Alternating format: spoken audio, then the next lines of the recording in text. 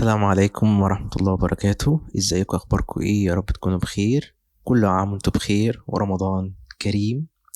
معاكم رامي ميحة، دكتور اكاديمي وارت دايركتور از فريلانسر. حديثنا النهاردة عن ازاي انا عملت الديزاين ده. هناخده بالتفصيل ازاي عملناه، وهدية ليكم انا كل ماتيريال الديزاين هسيبها لكم في وصف الفيديو. الديزاين ده ديزاين دمج مانيبيوليشن. انا بلاقي امثله ليه على النت، في ناس مش بيهتموا فيه بالظل والنور، وده مش حاجه تعيب، بس بحس ان هي لو عملناها هيبقى احلى، هيبقى اجمل، هيبقى في واقعيه اكتر. فيلا بينا نبدا مع بعض رحلتنا النهارده في التصميم ده. يلا بينا.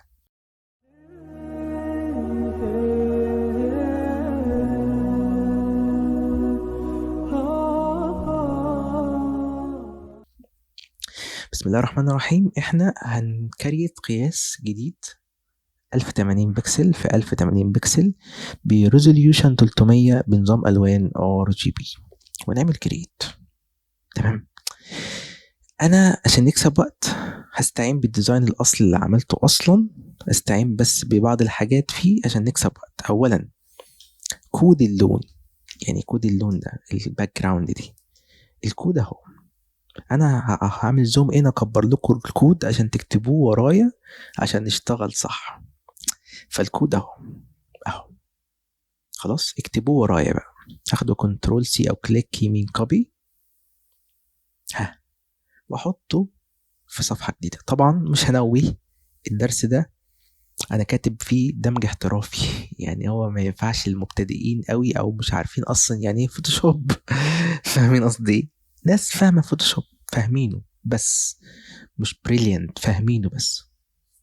اوكي، فهنعمل كده من تحت adjustment. هنعمل adjustment من هنا، نختار solid color ونخلي اللون ده، نعمل كنترول في نلصق اللي احنا نسخناه من الملف التاني. برافو عليكم، كنترول في. اوكي، ونعمل اوكي. كده خدنا اللون. انا كنت عامل هنا في الباك جراوند، بصوا زي كده، ما اوريكم كده، كنت عامل اضاءه بسيطه كده زي كده. عملتها ازاي؟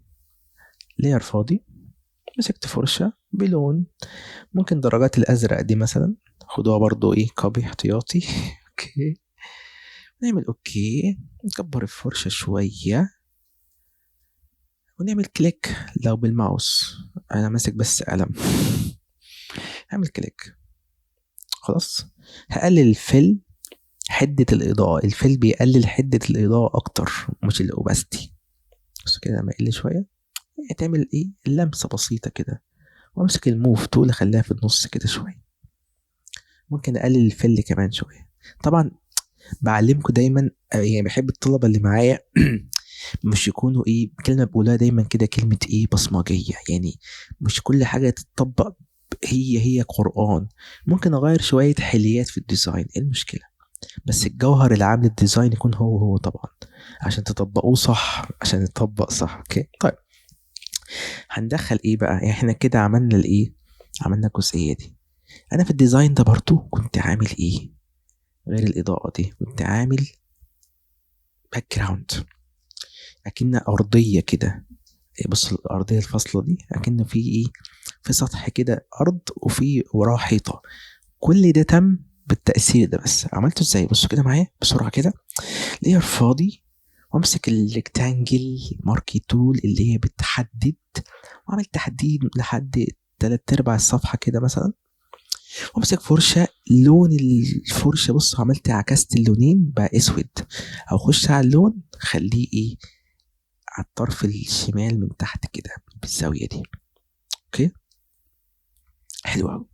واصغر الصفحه شويه واعمل العكس، واكبر الفرشه شويه، واصغر الصفحه شويه واكبر الفرشه شويه العكس. واقف في اطراف، بصوا في اطراف انا واقف فين، دايره الفرشه اهي. انا منزل الدايره بتاعت الفرشه بعيد خالص، عشان ايه؟ عايز التاثير بتاع الفرشه الكبير ده يأثر لي في اطراف الديزاين من تحت. ده هدفي، فاهمين قصدي ايه؟ فاقف على الطرف كده من بعيد واعمل كليكات خفيفه كده، خفيفه كده بس، وفي الزاوية دي كده كليك، وفي الزاوية دي كده كليك، بس شكرا كده المهمة انتهت. نعمل بقى كنترول دي، نشيل التحديد، نكبر شوية. المهمة تمت بنجاح. التأثير ده عشان يبقى أحلى من كده كمان نسيحه يعني نعمل له فلتر بلور جاوجيان بلور. يلا بينا، فلتر بلور جاوجيان بلور. بص عمل ايه بقى؟ عمل لي رياليستيك اكتر بقى، وزود القيمة شوية، مش قوي، 16 15 حسب بقى. بس تكون شبه دي، مش شرط تكتبوا الرقم هو تكون شبه ده شوية. اوكي، وهقلل برضو الفل شوية عشان يكون مش باين قوي يعني. انا عايز تأثيره يكون مش باين قوي زي كده بالظبط. لحد كده تمام؟ في اي مشكلة؟ نكمل، يلا بينا. طيب بعد كده ايه؟ همسك كل الحاجات دي، امسك اول لاير وامسك شيفت وكليك مع اخر لاير، مش الباك جراوند، اول لاير عملته مع اخر لاير عملته، اللي هما دول التلات لايرات دي. امسك اول لاير وشيفت وكليك على اخر طبقه، ومسكتهم مع بعض واحطهم تحت فين؟ في فولدر كده، واسميه مثلا، هضغط على الفولدر على فكره يعني واسميه دبل كليك على الاسم بي دوت جي يعني باك جراوند، واعمل انتر. اوكي حلو جدا. ايه تاني ناقص بقى؟ نجيب المين، البطل بتاع الديزاين. على فكره كل ديزاين بيبقى ليه بطل، بيبقى فيه بطل، بيبقى فيه ممثل اساسي، بيبقى فيه ممثل ثانوي، بيبقى فيه مخرج، بيبقى فيه كواليس. الديزاين دي متعته، عشان كده انا مش بحس بوجود او بحس باحساس جميل وانا بعمل حاجه اي ملهاش طعم، ملهاش طعم. طيب نرجع لموضوعنا. فهندخل مدفع رمضان اهو الجميل ده، دراج دروب، خلاص، وصغر شويه كده.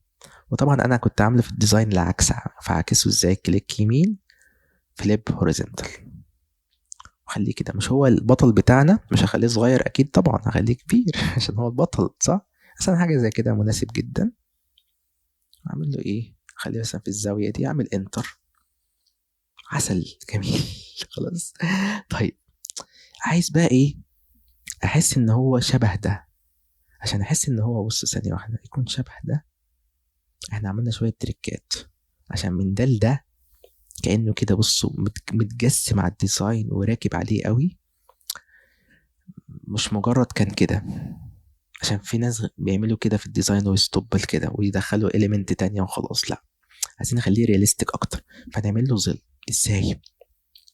طبعا انا هعمل فولدر من تحت هنا وادخل ده جواه، عشان ده يبقى كل حاجه في مكانها، كل حاجه ليها فولدر، عشان شغلنا ما يكونش متلخبط يعني. خليه كده جواه دراج دروب، وسمي الفولدر ده مدفع رمضان او مدفع عادي يعني. خلاص. طيب هعمل ليه ادجستمنت واختار تبقى اكسبوجر.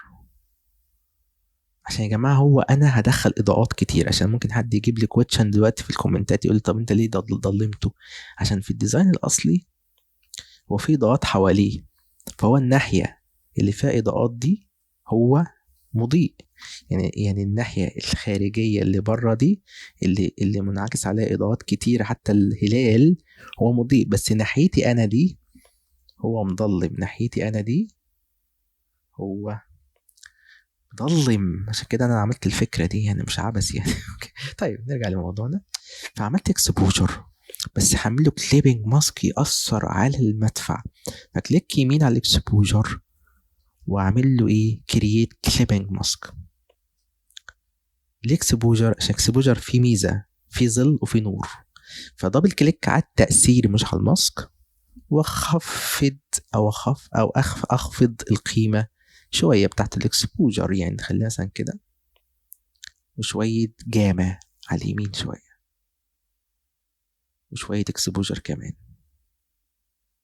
وشويه جاما كمان، حاجه زي كده. حلو.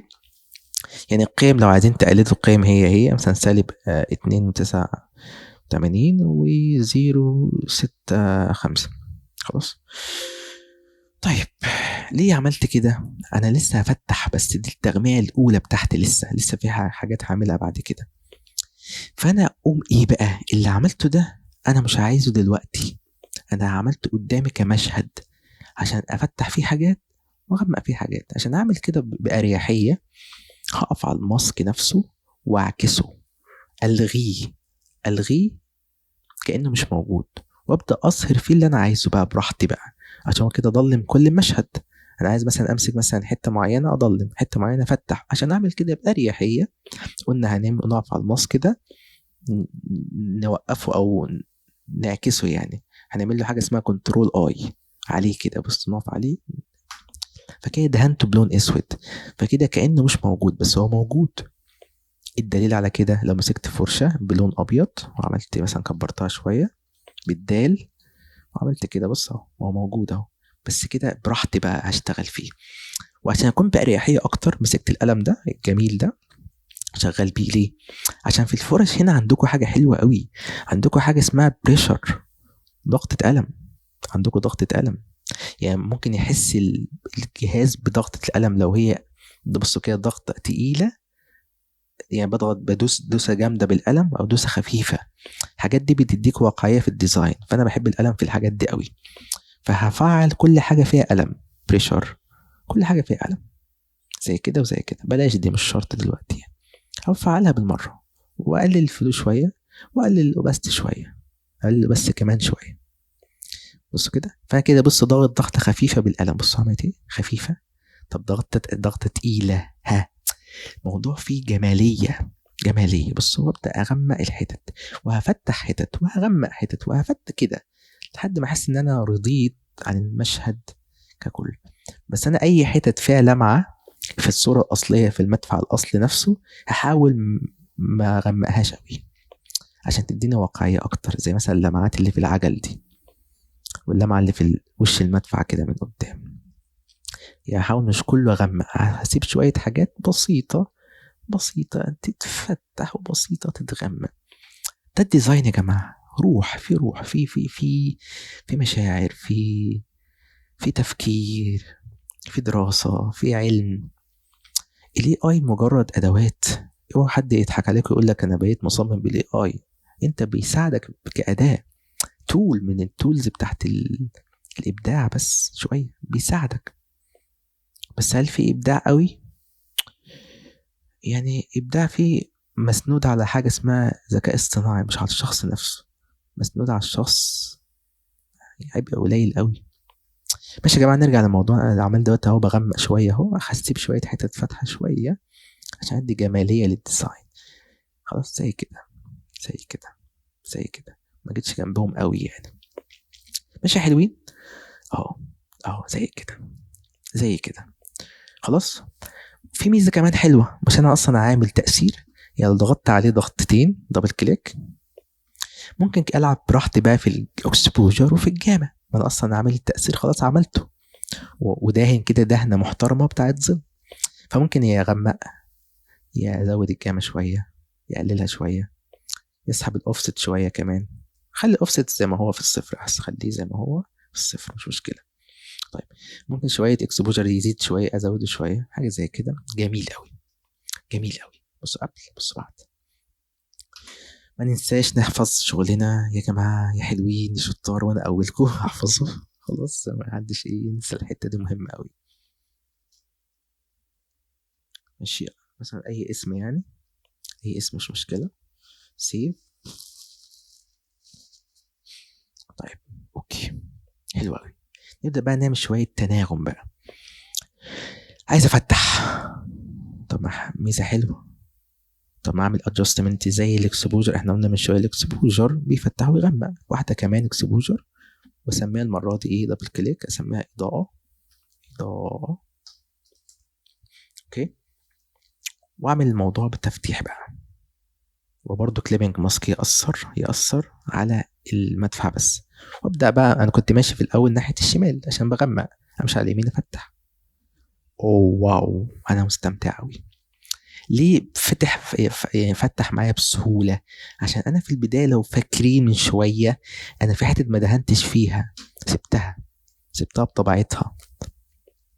فاهمين حاجة؟ فالموضوع فرق معايا أوي. سوري الورد، بس الورد يا جمال. ماشي طيب.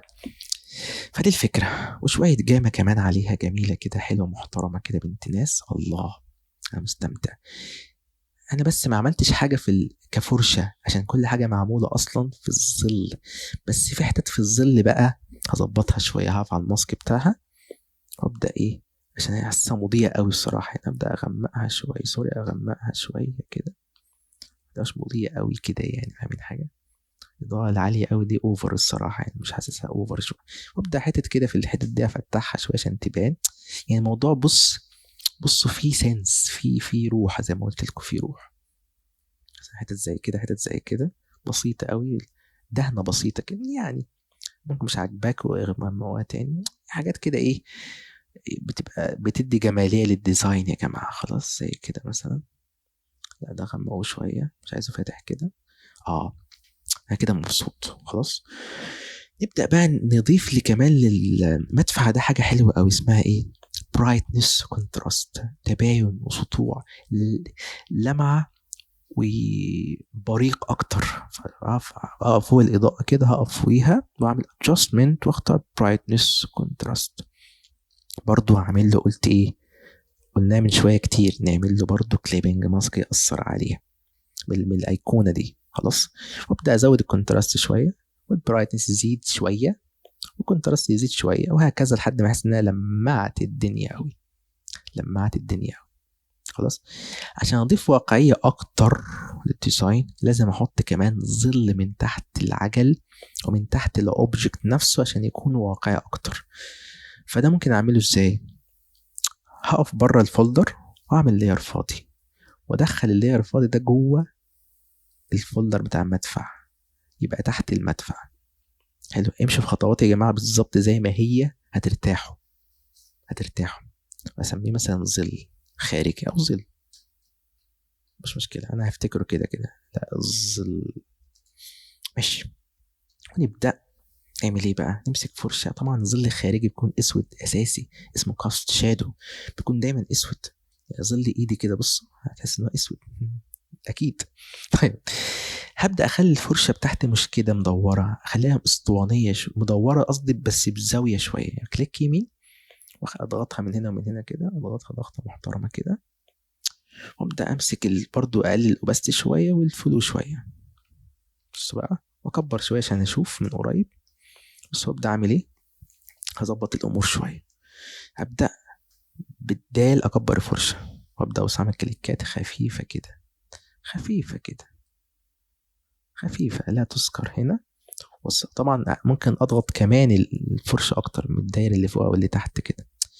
مهم. وامسك كمان كليك واصغر الفرشه شويه، كليك خفيف قوي كده هنا، لا يذكر، بس يكون ملامس. اهم حاجه يكون ملامس للايه، لو مش ملامس امسحه عادي، يكون ملامس للعجله زي كده. برافو عليا. ماشي اوكي، يعني زي كده، برافو. والناحية التانية برضه ارمي لها شوية ظل بسيط كده ملامس ليها، مش كتير قوي كده، مش اوفر قوي كده. يا رامي بالراحة على الظل شوية، يا رامي بالراحة عليه. ايوه، ده كده الظل اللي بحس ان هو ملامس اكتر للعنصر اكتر، اللي هو بيكون لامس الشكل. بس ده كتير قوي، فممكن امسك استيكة برضو بنفس الفرشة هي وامسح شوية من هنا ومن هنا ومن هنا.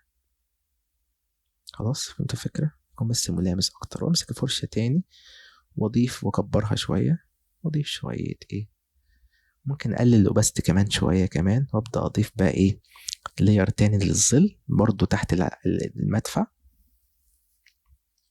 واكبر الفرشة واصغر الاوباستي، اقللها.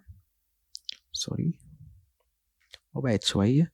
بس لا، هعرضها شوية، ما تبقى مش تبقاش مضغوطة قوي كده، هعرضها شوية زي كده او زي كده. الله عليا. فكرة بهزر، انا مش شخص يعني مغرور يعني، بس بهزر معاكم بس. طيب، دال كده. وابدا ايه، كليكات خفيفة، ابين كأنه ايه، في ارضية. يعني ارضية، في ارضية، في ارضية يا جماعة، في ارضية. افهموني كويس، ما هو ده تأثير العنصر ده لما ينزل على الارض بيبقى بياخد حاجة، بياخد ظل شبهه، بياخد ظل شبهه. ببدأ أتخيل الارضيه دي عامله ازاي. بصوا كده، اتخيل ان في ارضيه تحت، في ارضيه تحت، اتخيلها عشان اعيش القصه كويس، اتخيلها عشان اعيش جوه نطاق القصه. تمام كده. بصوا ابدا اظبط الدنيا كده. بص كده من بعيد، بص قبل الكلام ده كله. ها، فهمتوا الفكره؟ كده ستوب. انا لو احتجت حاجه بعد كده هزود، بس كده ستوب لحد دلوقتي حلوه. في مشكله صغيره اكيد خدت بالكم منها، اطراف القص فيها ابيض، في ابيض شويه، عايز كأنها مقصوصه، عايز اخليها كأنها مدموجه، مدموجه. هقف على المدفع او المدفع سوري، كليك يمين اخليه ريسترايز لاير، وهعمل كنترول وكليك على الصوره المصغره دي، كنترول وكليك عليها، كليك شمال طبعا، حددها كلها، حدد المدفع، سيلكت. هقول له قص لي الاطراف البيضه شويه دي. فما يعني ايه اقصها؟ يعني اخش على قائمه سيلكت واختار موديفاي واختار كونتراكت، اضيق تحديد، خليه بقيمه واحد كفايه قوي، حس التحديد دخل لجوه مصلحه. هعمل ساعتها ماسك للتاثير نفس لللاير نفسه. ايه رايكم؟ الابيض اللي كان موجود اختفى، كده رياليستيك اكتر، انا كده مستمتع بكتير. كده الجزء الصعب خلص يا جماعه، خلاص. مدفع اللي هو البطل بتاع الديزاين ظبطناه مبدئيا، احتاجنا حاجه هنظبطها بعد كده، ما كل حاجه مفتوحه. هقفل لاير المدفع كده، شكرا ليك يا باشا. هبدا ادخل بقى ايه تاني عنصر عندنا في البطل التاني اللي هو رمضان. هدخله كده دراج ودروب، اصغره شويه كده، خليه في الجنب ده كده مثلا اهو، صغره شويه، خليه مثلا هنا. انتر. لونه اصفر، مش عايزه اصفر، عايزه ابيض مضيء قوي. هعمل له ايه بقى؟ اول حاجه ادجستمنت، اختار فيبرانس. فيبرانس ده بستخدمه ساعات في تبييض الاسنان، هو بيبيض على فكره، جميل قوي. اسحب القيمه، لو على اليمين بيصفر، طب لو على الشمال هيبيض، بيبقى ابيض. بس كده اثر على كل الديزاين، فهعمل له ايه زي ما اتفقنا برضو كتير، كليبين ماسك. شطار شطار، برافو برافو. وابدا الساتوريشن يقل ولا يزيد؟ يقل برضه، تشبع الالوان يقل برضه. حلو الكلام. خليه برضه سالب 100 برضه. ماشي يا جماعه. واسميه ده ايه؟ هلال، عشان ما حدش يتلخبط، اوعى حد يتلخبط. طيب، وابدا اعمل ايه تاني؟ اعمل له توهج، توهج داخلي توهج خارجي، اضاءه داخليه في الاطراف الهلال، واضاءه خارجيه. الخارجيه الداخليه سهله، نبدا بالداخليه. هعمل الهلال اف اكس، واختار اوتر جلو من تحت هنا، وابدا القيم اخليها زي ما انا عامل كده بالظبط. الاوباستي قليله خالص 7 او 6، والبلند مود لايتن، والسايز كبير 60 70 مثلا، والسبريد 4 او 3 بالظبط كده، زي كده بالظبط. كده عملنا توهج بسيط خارجي، سوري في الاطراف اكتر يعني. وفي شويه جزء خارجي بسيط يعني مش كتير. اللي بيزود الخارجي اكتر هعمل بقى ايه؟ هعمل فوق الفيبرانس لاير فاضي، وامسك فرشه لونها من درجات ممكن الابيض او درجات الازرق السماوي بتاع السما ده، الفاقع قوي ده، كده مثلا. وارجع الفرشه تاني، افتح الدايرتين من فوق كده ومن تحت، ارجعها تاني كبيره، افتحهم بس اوسعهم بس كده، مش مهم الزاويه، كده كده هي دايره، الدايره اصلا ملهاش زاويه. طيب ماشي. ابدا اصغر بالجيم شويه، ابدا ابص اعمل ايه، كليك. بس طبعا هعلي الاوباستي خالص، وهعلي الفلو خالص، واظبط كل حاجه اخليها عليها، وابدا اعمل كليكات كده خفيفه كده. لو عندكم ماوس تبقى كليك مرة واحدة بس بالماوس، خلاص. وأكبر شوية، كليك كمان كمان كده كفاية قوي. بلند مود بقى خليه ايه بقى؟ لايتن، سكرين، كلر، توتش، اللي انتوا عايزينه. بس انا بحب اكتر ستايل ايه؟ الاوفرلي والسوفت لايت ده بحبهم قوي. بصوا كده سوفت لايت، وابدا اكتر شويه. كتر شويه يا عم رامي في الظل. طب الظل ده ازرق، مضيف عليه كمان سوري الاضاءه دي سوري ازرق، مضيف عليها كمان اضاءه بيضاء، تبقى جميله قوي، يكون تحتها مش فوقيها. ماشي. وابدا برضو ايه نفس التأثير، برضو بلند مود سوفت لايت، برضو ايه بص عامل ايه. تحس الموضوع بقى لذيذ قوي يا جماعة، انا مستمتع جدا، بص عامل ازاي. جميل جميل. اللي بعد كده ايه بقى؟ ندخل السما بكت، يبقى في سما. بس عشان ما ننساش كل حاجة بنعملها نحطها في فولدر، ده امسك ده بالشيفت وكليك على ده، وفولدر جميل اسميه هلال يا حلوين. هلال. اللي بعده عندنا ايه؟ عندنا سما. خلاص. فممكن اخليها كده واكبرها شويه. اهم حاجه اصغر الصفحه شويه، تبقى الاطراف السوداء اللي فوق دي تبقى موجوده، اهم حاجه عندي. يبقى انا عايز الكادر يكون كده، عايز كادر الصوره يكون كده. حلو، انتر بقى. السما هتبقى ورا الهلال، صح؟ ورا المدفع طبعا، صح برضو. واكيد مش ورا الباك جراوند عشان مش هتبان فهي في الحته دي كويسه قوي. بلند مود، اعمل لها بلند مود ولا لا؟ مش شرط. ممكن اعمل لها ماسك برضو وامسح اللي انا مش عايزه منها بلون اسود. اللي متلخبط في الماسك يا جماعه، هحاول انزل درس مخصوص للماسك، هحاول ان شاء الله. انا كده كده هنزل كل حاجه واحده واحده ان شاء الله، بس يعني اظبط اموري بس في كوقت يعني. وابدا بص امسح كده، امسح اللي انا مش عايزه. وابدا بقى اضيف شويه حاجات هنا. يعني عايز السما تكون في الخط الفاصل اللي عملناه في البدايه، فاكرينه؟ الخط اللي عملناه في الاول، الخط الفصل ده، اللي فصل الديزاين ده، عايزه ما ينزلش تحت، خليه في الخط بالظبط او فوقيه شويه. هبدا اعكس اللون وامسح شويه كده. حد قال لي الله يا رامي حلوه السما بس لونها مش لاقي مع لون الديزاين. كل حاجه ليها حل، ما كل حاجه ليها ادواتها. ابدا اعمل بقى للسما، اسميها سما. ابدا اعمل لها adjustment، اخليه color balance، توازن الوان. وبرده كليبنج ماسك يأثر في السما بس. وخلي الالوان بتاعتي عشان ما حدش بس يتلخبط في القايمه دي. عندكم ديزاين فيه ازرق زي كده، العبوا في درجات الازرق بس، اسحبوها ناحيه الازرق اكتر. بصوا كده، زي كده زي كده. بس ازرق ده لامع، وازرق الديزاين مش لامع. يا اما اطفي ده، يا اما المع ازرق الديزاين الباك جراوند. ممكن المع ازرق الديزاين برضه، هيبقى بريقه حلوه على فكره. برضه اقف على الباك جراوند، اعمل لها ادجستمنت كلر بالانس برضه، واسحب الازرق كده. فلما اسحبه كده تحسه عمل ايه؟ ادى بريق زي كده. وارجع تاني اللي فوقيه بتاع السما نفسه، اسحبه كمان اكتر. بص عمل ايه؟ بقى كله ماتشنج قوي. بس برضه السما مسحتها مش حلوه. همسك فرشه المره دي بس اقلل اوباستي خالص شويه عشان ادمج بص اوباستي الفرشه لما تقل اعرفوا ان انتوا كده بتدمجوا اكتر. بصوا كده دمج. الفلو يقل برضو، كده دمج، كده بدمج، كده اسم بدمج. يقل الاوباستي كمان اكتر. غير لما تكون اوباستي 100%، 100% مش بتدمج. تحس الحاجه كانها ايه؟ كانها متركبه بس كده، كده جميله. خلاص. طيب نرجع لموضوعنا تاني. اخر حاجه في الديزاين ايه تاني بقى؟ نبدأ ندخل حليات الديزاين. الحل اللي بعد كده ان احنا عندنا الجامع او الجوامع دي قصدي، ندخلها كده دراج دروب. بس قبل ما ندخل الجامع او الجوامع برضو نحط دول في ايه؟ فولدر كنترول جي، او اعمل فولدر من تحت، هي كنترول جي، سميه برضو سماع.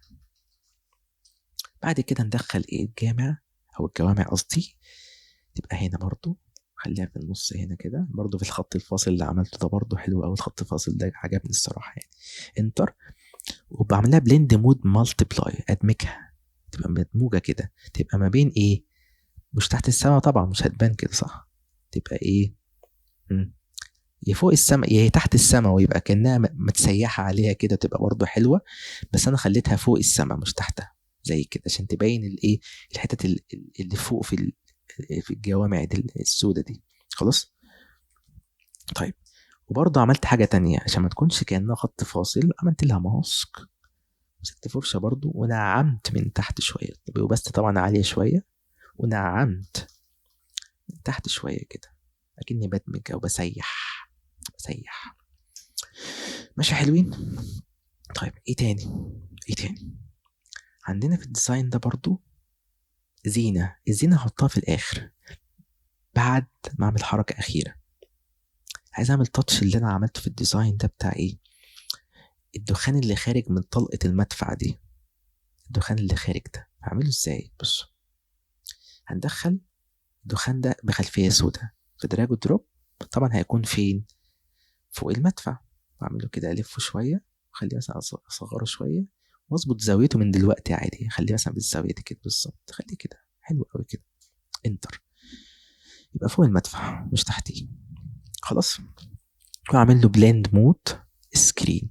السكرين بينفع مع الحاجات اللي بخلفيات سودة، الصور الباك جراوند بتاعتها سودة، ينفع معاها دايما السكرين. دايما بيفصل الخلفيه السوداء كانها كروما وبشيلها. ده السكرين بيعمل كده. النهارده استخدمت، لو ركزتوا كتير، بلند مود القايمه دي كتير.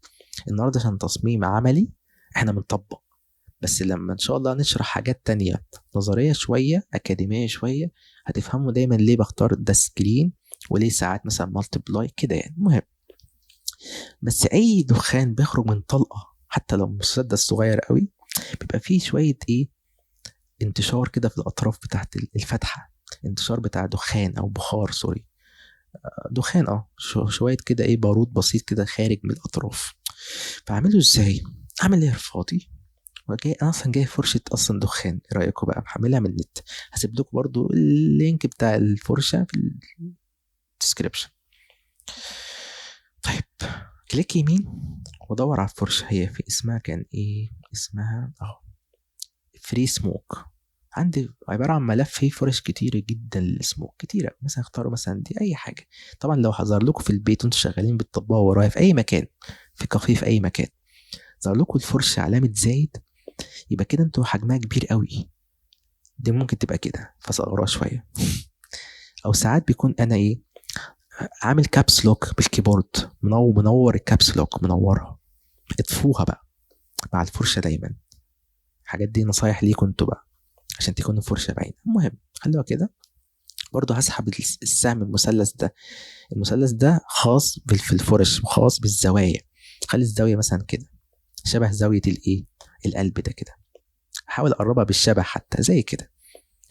وعامل لون ابيض، طبعا ابيض عشان ده دخان يعني. والاوباستي تقل شوية عشان عايز ابين كأنه حاجة مخفية خفيفة مش باينة. واقلل برضه الفلو برضه، واقلل برضه بس اكتر شوية، اعمل بس ايه، شوية تأثير خفيف. مين يقول لي؟ بصوا، لا يذكر، ركزتوا؟ لا يذكر، لا يذكر، يعني لو يذكر مش عايزين. لا يذكر. خلاص، حاجه بص لا تذكر، بسيطه قوي كده زي ما انتم شايفين كده. ماشي، حلوين، اتفقنا. ناقص اخر حاجه، اخر حاجتين، تأثير بنعمله في الاخر بينطق كل الديزاين، وبعد كده نحط الزينه، نفرشها كده او نحطها نعلقها قصدي يعني، عشان هدفي في الديزاين ده تكون الزينه بتاعتي ملائكيه اكتر زي كده، تحسوها كانها مدموجه مع الديزاين. بصوا كده، ركزوا شويه.